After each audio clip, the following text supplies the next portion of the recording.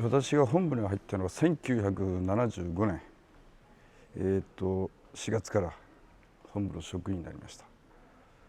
でその当時はもうティッシェ先生ほか、フランス人の人たくさんおられました。で僕は九州から来て、あまり九州は外国の人はあまり全然見なかったです。で東京で行くとこんなに人がいるんだ、あと日本人としか稽古したことなかったし、で外国の人は力があるし背は高いし非常に苦労して稽古しました。そういう中で、1976年かな、ティッシェ先生がフランスに帰られた1年間ぐらいティッシェ先生と本部で一緒に稽古させて、吉祥丸先生のもと稽古させていただきました。あと岡本先生は僕が住み込み当時だったかな、なんかフランスから見えて78年に始めました。78年に。じゃあ住み込み当時ですね、本部で始めました。で山口先生の稽古になんか見えてたのは覚えてますね。その頃からですね、フランスに行ってそれから帰ってきてからですね。そうですね。でその時ティッシェ先生はこう師範を選ばないでもちろん吉祥丸先生はじめいろんな先生に稽古出ておられたのを覚えてます。月曜から日曜までですね。そうです。Donc oui, je ne vais pas rebondir sur ce qu'il a dit, mais c'est ça. Nous, on s'est rencontrés donc en 1975. Alors évidemment, quand il est arrivé du Kyushu, il était déjà gradé. Et c'était quelqu'un de très, très, très vivant dans la pratique. Donc moi, j'ai eu beaucoup de plaisir à pratiquer avec lui. C'était souvent, bon, il y a un peu de...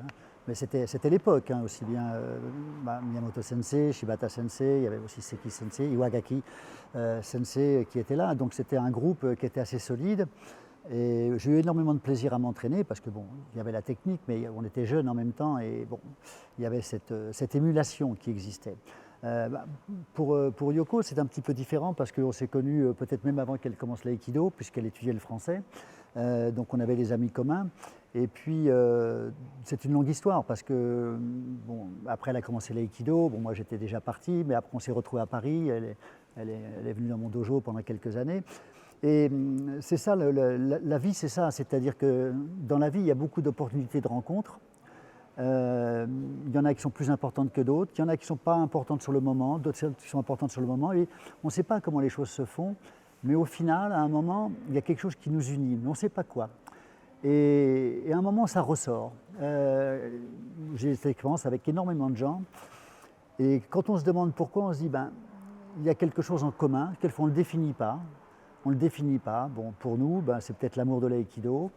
Je pense que pour des gens comme Miyamoto Sensei et Yoko, je pense que c'est plus de cœur à cœur, pour ce qui me concerne. J'aime l'homme, voilà, j'aime l'homme, j'aime ce que représente Yoko, surtout dans un environnement japonais. C'est difficile pour elle, certainement. On le sait, c'est difficile pour une femme. En Europe, c'est difficile pour une femme. Je pense qu'ici, c'est encore plus. Mais c'est quelqu'un qui a trouvé sa place, et les gens lui donnent cette place parce que c'est sa place, vous voyez ce que je veux dire. Et Miyamoto Sensei, c'est pareil, c'est voilà, beaucoup d'humilité, énormément d'investissement dans l'aïkido. Alors après, je ne vais pas être trop long, et je pense que ce qui nous unit plus à un certain moment, avec certains shians, c'est la fidélité. La fidélité toujours à la maison Ueshiba. Et principalement, je pense que si Kishomaru Doshu était là aujourd'hui, je pense qu'il serait content. Il serait content de voir que des jeunes qu'il a connus, qui avaient 18 ans, 20 ans, à 60 ans passés, et 67 ans pour moi, font des choses ensemble, dans le respect, dans la joie, et je l'espère dans la qualité. 私が始めたのは78年です。ですから宮本先生がいらした3年後ぐらいですね。クリスチャンはその通りもう私が始めた時はクリスチャンはお帰りになってたんですけれども、その後フランス語を学ぶためにフランスに行った時にクリスチャンの道場に行ってお稽古しました。で、ギヨムの最初の質問の何がその3人をこうつなげているかっていうのは、もちろん合気道に対する愛情、クリスチャンがクリスチャンがおっしゃってたようにそれはあるんですけれども、その当時私が始めた時宮本先生は内弟子でいらして、宮本先生、それから横田先生、それから隼人先生、大沢先生の内弟子の、もうあの時は私たちがこう近寄れないようなね、もう本当にサンバガラスって言われたんですけども、内弟子のサンバガラスでもう全て何もかも、教えていただいた、方々です。で私はフランスに行って、クリスチャンの下で本部道場で習ったそのままのことを全く教えていただきました。でやはりそのジェネレーションの中で私も含めてクリスチャンも宮本先生も本部道場の当時教えていらした全ての師範の稽古に出て、そして、もちろん同志の稽古に出てその当時も毎日全然違う師範が毎日のように教えてらしたんですけど、やっぱりその当時の師範の稽古に全部出て、その中から合気道を学んで、やっぱりそういうところかなとはいうふうに思いますけれども、でもちろん特別な思いを持つ先生ももちろん人ですからもちろん出てきますし、ただやはりその中で合気道を本部というあそこの大きな船ですよね、船の中で学ばして皆さんから学ばせていただいたっていうのは、私はそう思ってるんですけど。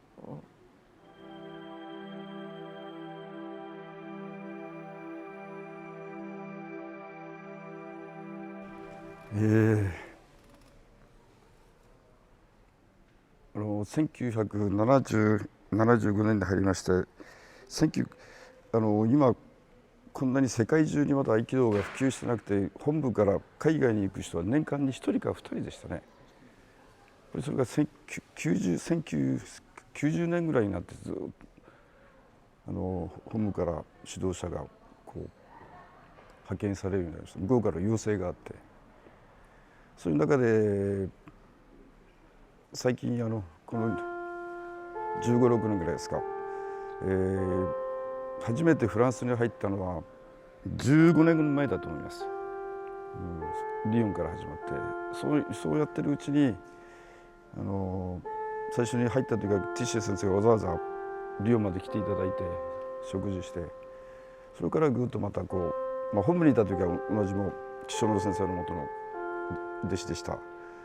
でそれから何十年かずっと帰られて世界中に普及されて、私は本部でやってて、でフランスに入ったのは15年前だと思います。それからティッシュ先生とのまた再会っていうんですかね、そういうのがありまして、あと陽子先生も岡本先生も一時アメリカで、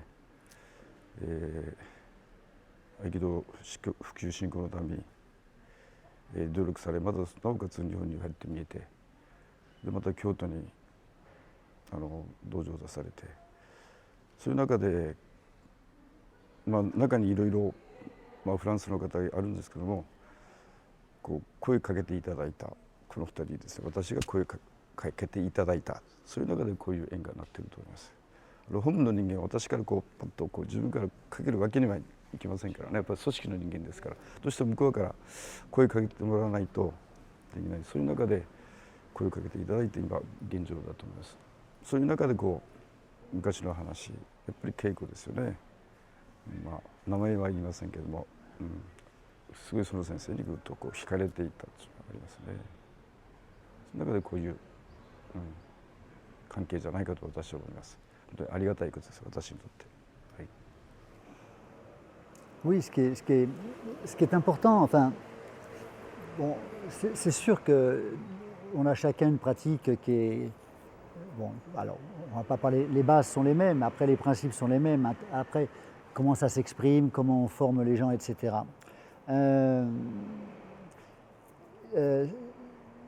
Ce qui est intéressant, c'est de voir comment nos élèves réagissent. Moi, je vois comment mes élèves réagissent. Okay, bon, quand Miyamoto Sensei est à Lyon, ou quand bon, maintenant il vient aussi un peu à côté de chez moi, à Puget quand il a un peu de temps. Mes élèves, ils ont envie d'y aller, quoi. Des fois, je ne sais pas trop où sont les gens, mais voilà, les jeunes, ce que j'appelle les jeunes, c'est-à-dire ceux qui font beaucoup d'aïkido, hop, ils font une voiture, ils vont y aller. Donc, c'est donc, pour eux, il n'y a pas une question de il fait comme ci, il fait comme ça. Pour eux, voilà, c'est de l'aïkido. Et ce qui est important, c'est que, j'espère, les bases que je leur ai données, parce que je reviens souvent sur les bases. Bon, par exemple, dans ce stage, hier, j'ai fait des choses un peu plus presque nouvelles pour moi aussi. Et puis aujourd'hui, j'ai essayé de faire du Kiran Waza avec une évolution. Si les bases sont solides, on peut lire l'aïkido de quelqu'un d'autre. D'accord? C'est-à-dire, on a les clés pour le lire. Et là, on voit les subtilités de la personne. C'est pas quelque chose de. On ne dit pas, oh, c'est un autre style, c'est pas notre style. C'est la même chose. Après, il y a des interprétations différentes.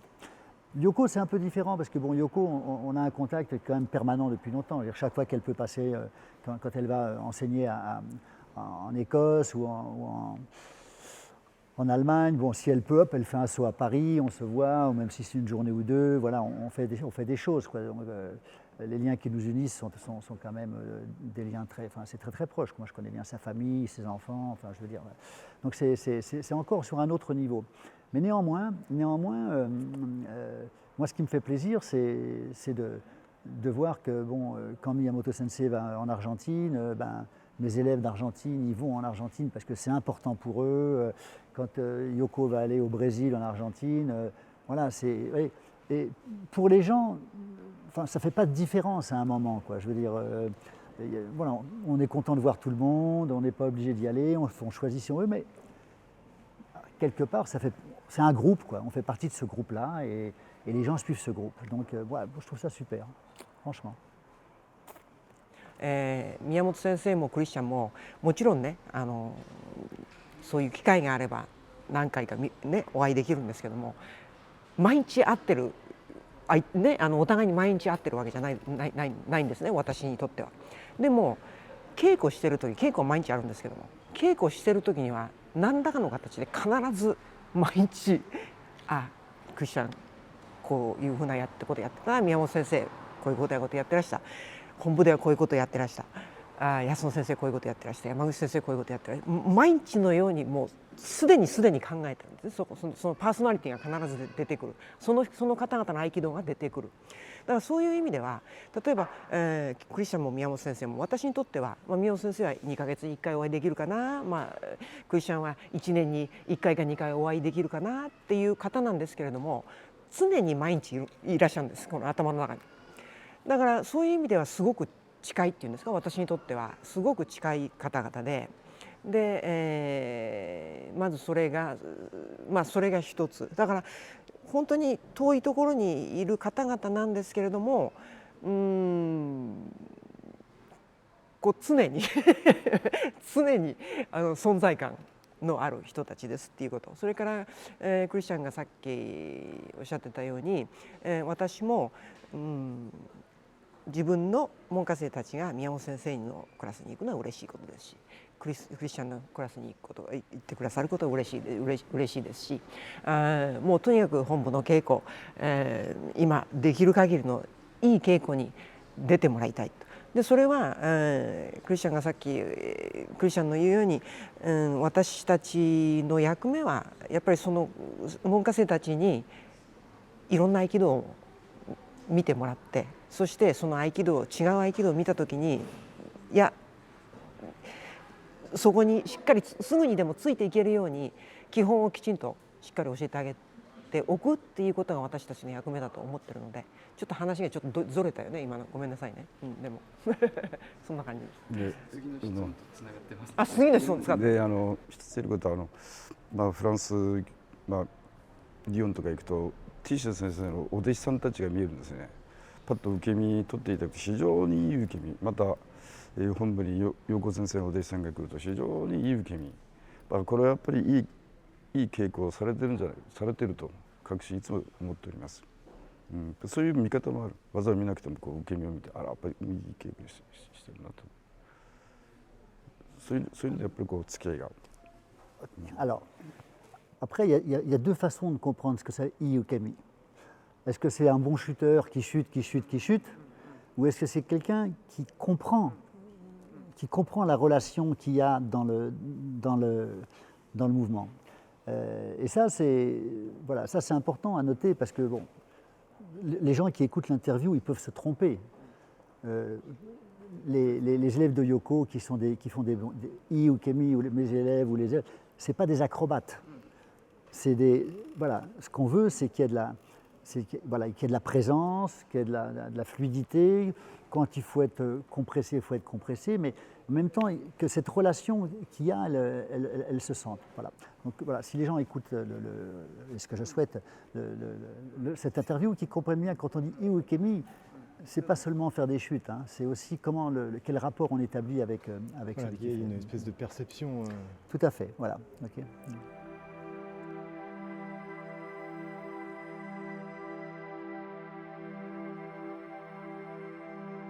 いやでまだその手張りともう主の段階でそうですね。その判断って理の段階はそうとんでもない。辺ですもん。やっぱり受け身っていうのはこうお互いに技を作り上げるっていうのかな、そこにやっぱりこう技を学ぶ、やっぱり体を練る、感覚を養うといろんなものが入ってるんで、やっぱり大切なことであるし、やっぱり育て方が非常にうまいと思いますね、両先生の。あと直弟子っていうことがあるんだけど、本部の人間としては直弟子は持てないんですよ。全部上柴先生の同種のお弟子さん。Après dans la compréhension, enfin, il y a le shuhari effectivement, mais dans la compréhension, l'enseignant, celui qui veut former des élèves, il navigue entre ces trois états. Parce qu'il a un état qui est le ri à un moment, c'est-à-dire la compréhension, la construction est faite, donc on peut déstructurer parce que les principes sont là, mais constamment il faut retourner en arrière pour le kata, pour les élèves. Parce que sans ça, ils ne pourraient pas arriver, ils ne pourraient pas aller plus loin. Donc il faut revenir constamment sur le shu, sur le kata, sur la construction. On n'a pas le choix. Et puis de temps en temps, on va faire autre chose. Okay, donc c'est un peu le piège pour l'enseignant, parce que moi, des fois, je dis, quelquefois, je n'enseigne pas l'aïkido que j'ai envie de faire moi. J'enseigne l'aïkido dont vous avez besoin. Donc nous, on navigue entre ça, soit. Et quelquefois, on ne sait plus trop. On ne sait plus trop ce qui est. Enfin, est-ce que ce que je fais, c'est trop. Donc des fois, on est un peu. Voilà. Donc je pense que c'est important d'avoir bien cette compréhension des trois états. Moi que je définis comme d'abord le kata, la forme, après le pétrissage, hein, neru, okay, knead en anglais, pétrir le corps, travailler le corps, revenir au kata. Et une fois que tout ça c'est fait, bon, voilà, les hanches sont faites, la forme existe, la position des mains, à partir de là, le corps il peut s'exprimer. Voilà. Mais il faut des limites. C'est pour ça qu'on a besoin de modèles. Moi, ça m'est arrivé dans ma vie d'aïkidoka. Un jour, je reçois une. Yamaki Sensei m'écrivait tous les ans, il m'écrivait pour le premier de l'an. On se voyait souvent, mais il m'envoyait une petite lettre. Un jour, il m'envoie une lettre, et dans la lettre, il y a marqué, bon, je ne me rappelle plus les termes exacts en japonais, mais voilà, je te souhaite une bonne année. Hein, et attention à trop faire de ken, tu risques de perdre, je ne me rappelle plus le mot exactement, mais tu risques de perdre des principes. Moi, je dis, bon, je ne fais pas beaucoup de ken, pourquoi il me dit ça, ouais. Puis dans ma tête, ouais, je me suis dit, peut-être que le travail que je vais faire peut-être en ken en ce moment, peut-être c'est trop rigide, après, ou pas assez rigide, ou c'est trop sur la forme, ouais, ou sur la rapidité. Et donc je me suis posé des questions. Et j'ai essayé de laisser le ken de côté, que ce soit quelque chose un peu en plus comme ça, ouais, mais pas rester dans un travail. Parce que je ne suis pas professeur de kenjutsu. Professeur d'aïkido, je ne suis pas professeur de kenjutsu. Mais à trop faire des katas, peut-être qu'il avait peur que mon aïkido devienne un peu rigide. Je ne sais pas. C'est ce que je pense. Okay, donc, ce qui est intéressant, c'est qu'on peut être à la fois comme ça, 6e, 7e, peut-être 8e dan, je ne sais pas. Enfin, puis à un moment, quelqu'un qui a été notre modèle, il est là pour baliser. Il a dit, ok, là tu peux y aller un petit peu, Stop, reviens un peu, reviens. Ouais.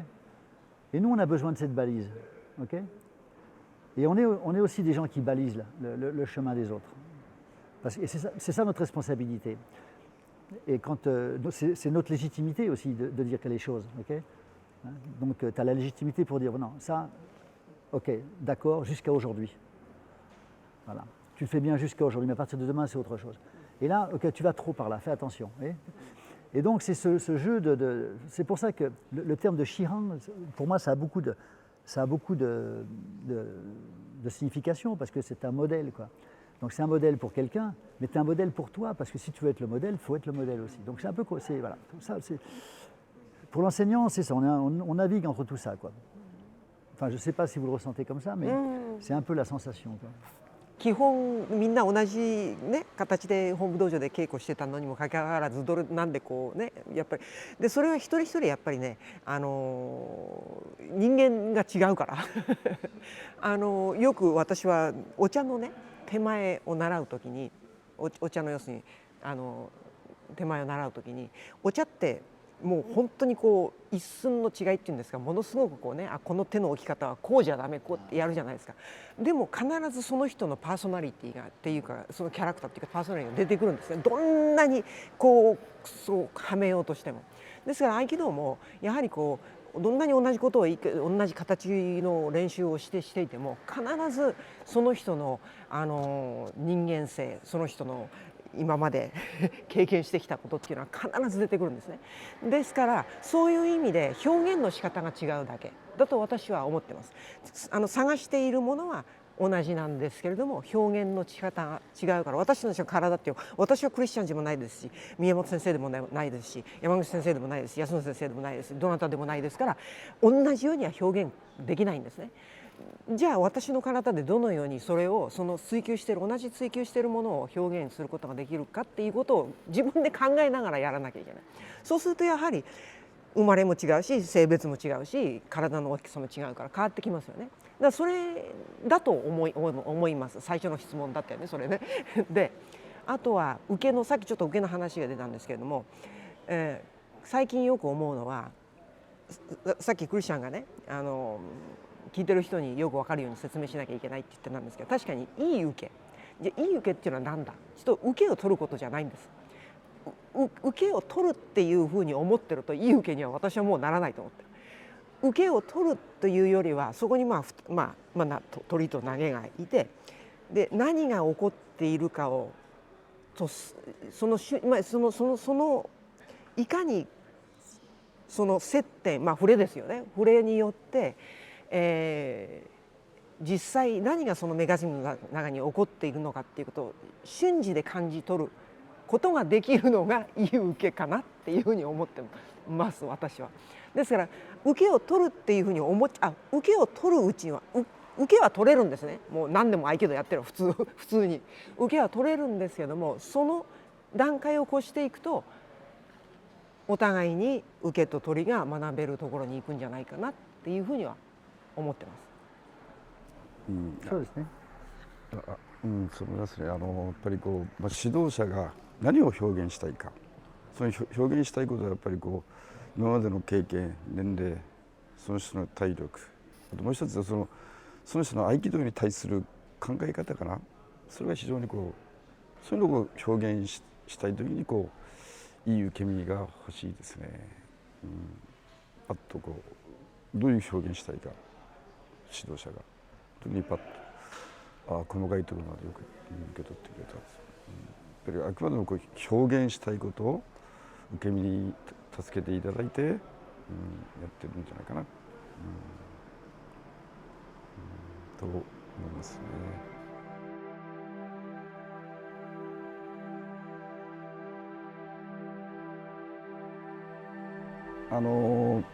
技術だけだとあまりいらないかもしれませんね。技術だけだとそこにやっぱり日本の文化を入ってくるとやっぱり日本語は勉強した方がいいですね。あと、昔の先輩方で聞くと、本部でずっとやってましたけどあまり先生方は僕の住み込む当時あまりほとんど説明されなかったですね、技術的においては。もうやっぱり見て学べ、受け身を取って学べ、一切前は運動、あと料理の人、あとやっぱり見て、言葉じゃないと見てから学びなさい、見とる力から非常に大切なんで、あまり言葉っていうのは大切じゃないと思いますけど、文化として学ぶんであれば非常に日本語、その国のやっぱり言葉を学ばなければいけないと思いますね。技術だけだとあまり必要ないかもしれません。だけどそこだと行き詰まるかもしれませんね。Bon, c'est toujours intéressant d'apporter à sa culture une autre culture. Bon, je pense que tous les gens qui font de l'aïkido dans le monde entier, qui ne sont pas japonais, ils s'intéressent à la culture japonaise. Ils lisent des ouvrages, ils s'intéressent. Je suis surpris quelquefois en discutant avec les gens, ils ne parlent pas japonais, mais bon, ils ont énormément de connaissances sur plein de choses. Et bon, je regarde ici, la plupart font des efforts pour parler un peu japonais. Le peu, hein. Bonjour, au revoir, etc. Bon. Après, effectivement, quand on enseigne, alors c'est compliqué parce qu'il y a plusieurs choses à voir. Soit on dit, ok, comme Tamura Sensei, par exemple, il disait, moi, il faut me voler mes techniques. Okay, il faut me voler mes techniques. Donc, je comprends ce que ça veut dire. Ça veut dire qu'il faut être attentif. Okay, bon. C'est important. Après, on peut enseigner sans parler. Après, ce qu'il faut bien comprendre, c'est que quand on s'adresse à des Japonais, à des Italiens, à des Suédois, c'est pas la même chose. Tu vas en Suède, ils ont une façon de réagir qui n'est pas la même chose qu'en Afrique du Nord. Tu vas en Algérie. Alors, bon, donc eux aussi, ils ont une culture. Alors, en tant qu'enseignant, tu peux dire, ok, vous tous, ben, c'est moi le patron, vous vous adaptez à ma culture. Ou bien, tu dis, bon, pour ces gens-là, il faut, voilà, eux, ils aiment plutôt, enfin voilà, ça, après, puis, voilà, comme ça. Et j'ai pas du tout le même vocabulaire si j'enseigne enfin, on va dire, en Serbie, par exemple. En Serbie, bon, c'est un peu nouveau, les aikido, les gars sont costauds, c'est, voilà. J'ai pas le même vocabulaire qu'à Stockholm, où ils ont un aikido qui est un aikido assez doux, assez fluide, etc. Donc les mots ne sont pas les mêmes. Hein. Donc quelquefois, un mot peut débloquer aussi une situation. Hein. Voilà, pour ça. Mais pour revenir sur la culture, les gens sont très friands de culture. Parce que l'aïkido, ça s'adresse à des gens qui sont déjà des gens cultivés. 全く分からないより分かった方が、助かる時もあると思います。ただ全て、言葉が分かればいいっていうもんじゃないので、言葉が全てじゃないですかね。少しは助かるかなっていう時はクリスチャンが言ったようにあると思います。例えば今回の、講習会ですよね、トランスレーションつけませんでした結局。でそれは、理由があるんですね。最初はつけるつもりだったんですよ。ところが音のサウンドもあるし、いろんなこともあるし、やはりトランスレーションを入れるとそこでリズムがね途切れるんですね、かなり。でやっぱり先生の感じ方も違ってくる。そうするとやはり何らかの違うちょっとした違う結果になってくるので、今回は今もう途中でやめましょうということで、聞きたい人はもう真ん前にドーンとね、クリスチャンのと宮本先生の前にバーンと座って聞くしかない。どうしても聞きたい人は。でどうしてもここのところちょっと聞きたかったと思う人は後でさっき先生何とおっしゃったのっていうふうに聞くことも、いろんなね工夫ができるんですよ。宮本先生がおっしゃってたようにあの時代の本部道場の先生方はまず説明なんてゼロでした。ゼロです。ダメと言われるんですけどもじゃあダメならどうしたらいいのっていうその説明はしてくれないからダメとしか言われなかったです。ですからそういう意味で、言葉なんだったっけ、その最初の質問、言葉を学ぶ必要があるかっていうんですよね。だからね分かれば助かるところもあります。例えば少しの言葉でよくね出すのが山口先生が「乗れ」っていうふうに、ね「乗りなさい」っておっしゃって、でその「乗る」っていうのはフランス語で「乗る」って英語でもじゃあどうやってトランスレーションしたらいいのかっていうのは非常に困る時がありますね。ですからそういうイメージという感じでその日本語が乗るっていうどういう意味なのかってこう波にこう乗っかってこう自然に動く流木のように乗るっていうのがその言葉が分かるとちょっとまあ助かる時はあるかもしれませんけれどもだからそれをイメージとして湧いたから助かるんであってじゃあそれができるかっていうとそうじゃないですからねじゃあそれイメージが湧いたからじゃあすぐできるかって言ったらそうではないので、そういう意味でじゃあ言葉っていうのはそうですねじゃないかなと思います。すいません長くなって。Merci beaucoup. はい、ありがとうございます。ありがとうございました。どうも。ありがとうございます。